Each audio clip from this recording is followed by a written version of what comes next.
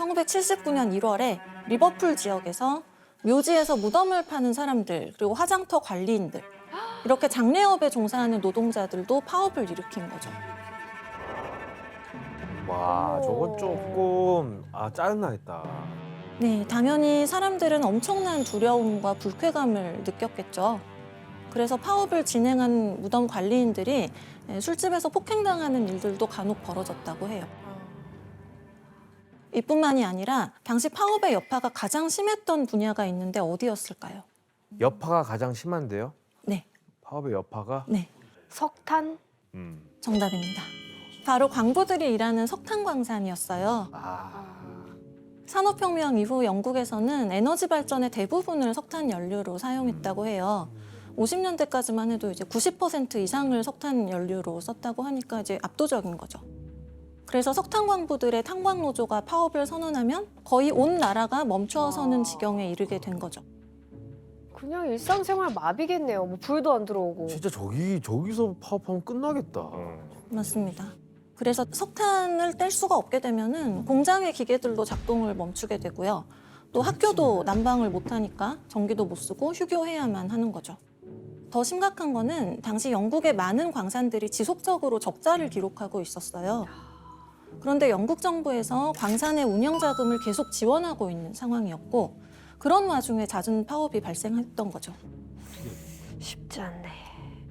이렇게 광산은 영국 경제의 발목을 잡는 가장 치명적인 요인이 되었고요. 결국 탄광노조 파업에 대응해야 한다는 요구가 정치권을 비롯해서도 또 일반 시민들 사이에서도 빗발치고 있던 상황이었어요. 뭐 이두저도 못하면 뭐 어떻게 해야 되는 거죠? 네, 하지만 뭐 당시 영국의 석탄 광부들의 노동 환경이 매우 열악했던 것도 사실이죠. 광부들은 이제 굉장히 오랜 시간 동안에 어둡고 환기 안 되고 그런 광산 속에서 강도 높은 노동을 수행해야만 했었죠. 이러한 당시 탄광노조의 파업 상황이 잘 드러나는 영화가 있는데요. 영상으로 한번 같이 보시겠습니다.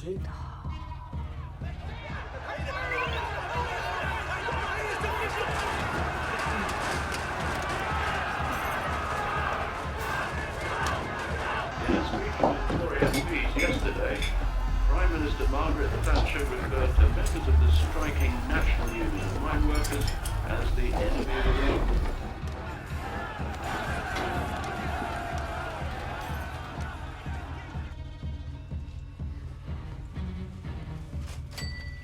Got no food there, scab. 배신자라고 불리는구나. Scabs eat well, eh? This rule of 파업 안 하면 배신자인 거야. So pick it, man. 이게 무서운 거야. 참여 안 하면 완전 배신자 되는 거. 그렇죠. 네, 뭐 사회가 엄청 혼란스러웠을 것 같아요. 네, 맞습니다. 문제는 탄광노조의 파업이 노동자들의 권리를 주장하는 것을 넘어서서 심각한 폭력 사태를 유발하는 경우가 더러 발생했다는 거예요. 그 정도? 파업하는 광부들은 파업에 동조하지 않고 출근하는 노조원들을 공격하기도 했는데, 한 예를 들자면 출근하던 광부들이 탄 차량에 3피트짜리 콘크리트 더미를 던지는 끔찍한 테러 사건이 발생하기도 했었어요. 이 때문에 운전기사는 사망하고 광부 여러 명이 크게 다치는 일도 일어났죠. 아, 왜 파업을 강요해?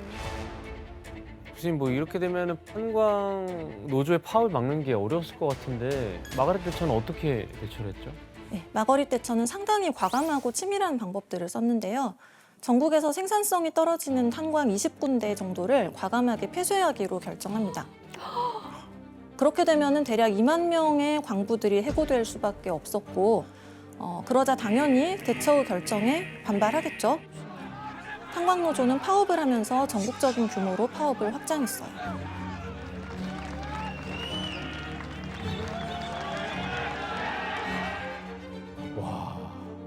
그런데 마거릿 대처는 이 파업이 길어질 것을 이미 예상하고 있었고 철저하게 대비해둔 상황이었죠.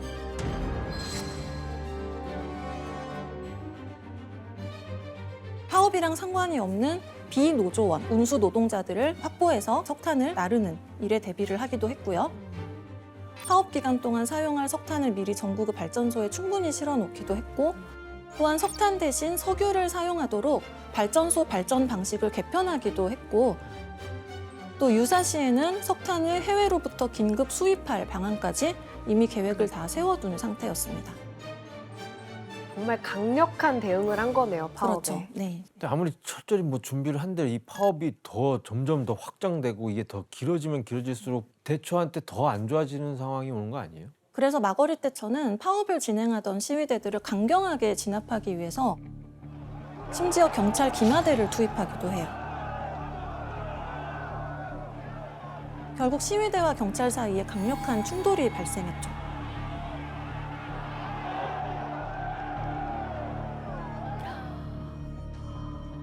그래서 기마대를 투입한 마거릿 대처한테도 비난 여론이 굉장히 많이 쏟아지게 됩니다. 그에 대응해서 마거릿 대처가 이에 뭐라고 답했는지 혜성 씨가 한번 읽어주실래요? 죄송하군요. 다음에는 그런 일이 있으면 기마대가 아니라 탱크를 보내겠습니다. 와, 세네요. 와. 철의 여인이네요, 진짜. 네. 근데 이제 마거릿 대처는 파업을 벌이는 사람들을 두고서 폭도 혹은 내부의 적 이렇게 표현을 하면서 파업에 대한 국민적인 반감을 더 크게 부추긴 측면이 있어요. What we've got is an attempt to substitute the rule of the mob for the rule of law. And it must not succeed. 마거릿 대처는 탄광노조가 영국 성장과 경제 발전에 있어서 걸림돌 같은 존재라고만 생각을 했던 거죠.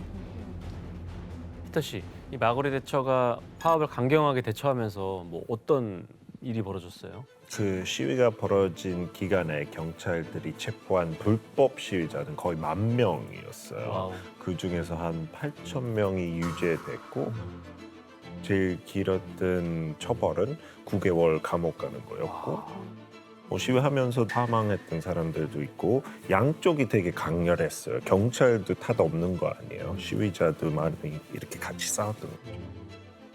교수님 그럼 이 마거릿 대처와 탄광 노조 사이의 갈등을 이걸 어떻게 종식시키나요? 이후에 대처와 노조 사이의 대립은 무려 1년 동안 이어지게 되는데요. 그러나 결국 이 파업은 마거릿 대처의 승리로 돌아가게 됩니다. 마거릿 대처 이전에는 그 어떤 정치인도 탄광노조 파업에서 승리한 적이 없었습니다. 그래서 이때 파업노조가 마거릿 대처에게 항복을 선언하게 된 결정적인 이유가 있었는데 뭐였을까요? 크겠지. 또 탱크 보낸다는데 뭐 어떻게? 아니, 1년 동안 임금을 못 받을 거 아니에요? 그렇지.